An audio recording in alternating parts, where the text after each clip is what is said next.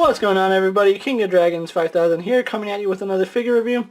Today we'll be having a look at the Power Rangers Legacy Collection Mighty Morphin Power Rangers, the Pink Ranger. Here we do have the Pink Ranger in the packaging. You can see really nice artwork of the Pink Ranger here. We do have her Build-A-Figure, her holster, and her Blade Blaster right there on the side. No real other details other than the pink lightning going around the box, which is a nice effect. Other figures of Series 2 do include the Blue Ranger, Black Ranger, and Pink Ranger from Mighty Morphin Power Rangers, Space Ranger Red, and Space Ranger Yellow right here. And then if you collect all 5 Mighty Morphin Power Rangers from each wave, you do get the Megazord.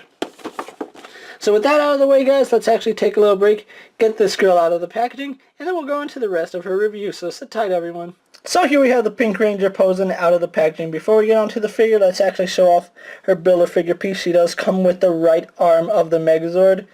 Again, chances are I'm not going to be able to complete it on camera because I don't have the main torso, but you know, if you wanted the tiny Megazord, you can have it. I'm okay with my Legacy Megazord.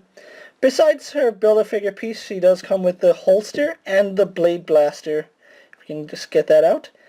I believe it's the exact same sculpt as the Red Ranger's belt. Yeah, it looks about the same, and the Blade Blaster is done the exact same way too. Except it feels like it's a little tighter on the Pink Rangers than the Red Rangers, but I might be mistaken. But turning it upside down, you guys just saw that maybe there is some merit to what I just said.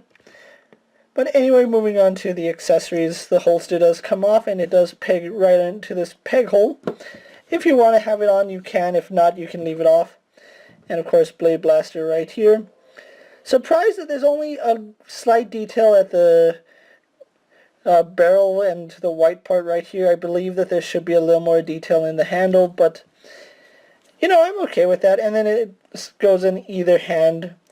It's a little harder because her hands are smaller than the Red Rangers, but when you get it in, she holds it pretty well and it's not going to go anywhere.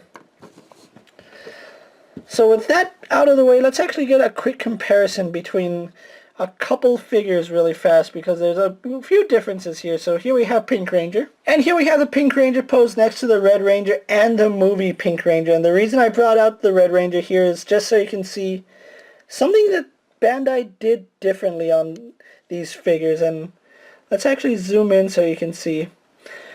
On Pink Ranger's belt, for some reason, they made it silver.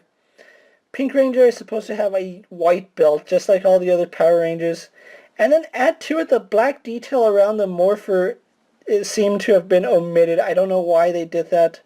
It is a little bit unfortunate, but it is what it is. And unfortunately, Pink Ranger has a silver belt and is lacking the black stripes in the morpher. But let's actually have her next to the movie Pink Ranger, and you can see the movie Pink Ranger does seem to have a little bit of height on her, which is kind of surprising, even standing them straight up. Yeah. Now I will say Pink Ranger's head seems a little bit big because the helmet, I don't know, it was always like Pink Ranger had a bigger helmet than all the other ones. I don't know why they did that. But you can see even the pinks are very different. As mentioned with the Red Ranger, how the movie Red Ranger was a cranberry red. This one's actually a really nice muted pink. This one's like a really overbearing hot pink. And honestly, her costume should look more like this pink. I don't know why Bandai casted her in this really bright pink, but it still looks nice, and you can see where this inspiration drew from here, so it's really nice to see how far they've come. Moving Movie Ranger off to the side so we can have a look at Pink Ranger's details really fast before moving on to her articulation. Just like with Red Ranger, the helmet has a lot of nice details in it. You can see there's some sculpted line work right here in her helmet, which goes all the way around. You can see the pterodactyl right here. The crest is all the way up here. The eyes are painted green, which look really, really nice. Really love the glossy black that they use for the eyepiece. And then the mouthpiece is done with that silver plastic, which looks really, really accurate to how it should. Just like with Red Ranger, the white pieces are all separate pieces, so it's not pink plastic painted white. I really like that added little detail.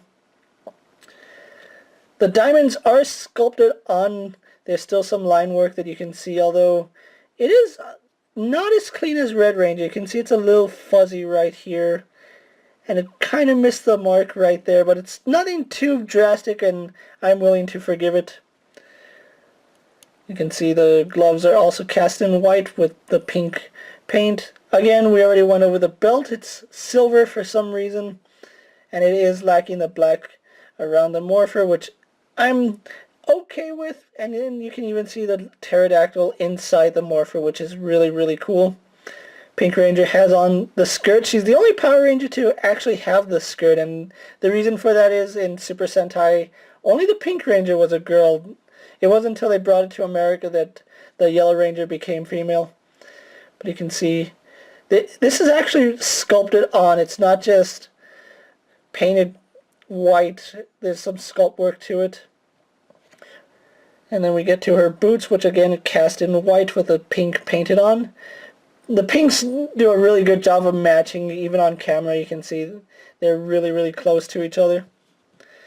But anyway, that's Pink Ranger for you guys. What we're going to do now is go on to her articulation, because it is slightly different from Red and Green Ranger.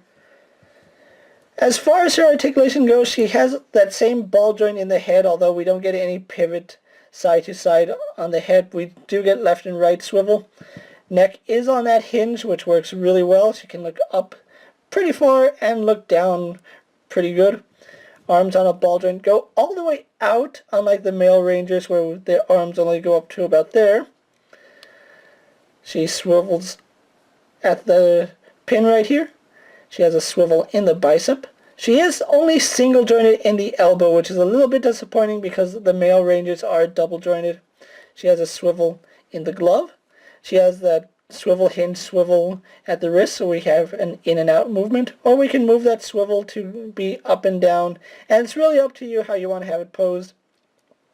Unlike the male Ranger, she does have a mid-torso joint which works really well. You can see she leans side to side, no problem. Leans forward about that far, leans back about that far. We also do get a swivel right here, which works really good. You get full range of movement there. We also do have a swivel at the waist, which I'm okay with, because unlike with a lot of figures, that actually gives us a little more range of movement. So I'm perfectly okay with that. We get to her hips, and her hips are just like Red Ranger's at ball hinge joint, but because the skirt is a really rigid plastic, her legs do go out, but only to about there. You don't get any more outward movement from them.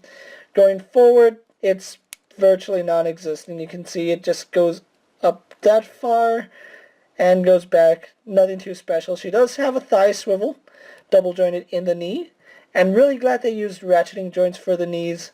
That works so well. She swivels at the boot, has an ankle hinge which goes forward and back, and then forward-facing pin for rocker ankle. So all the articulation you'd expect from Pink Ranger here, plus a little more. So what we're going to do now is take a little break, get her posed for my final thoughts, then we'll wrap up this review. So here we have Pink Ranger posed for my final thoughts. Overall, really nice figure, and I'm really glad I have her in my collection. A few issues I do have is that the pink is too bright. It's supposed to be more of a satin, lighter pink. This is too bright for the costume.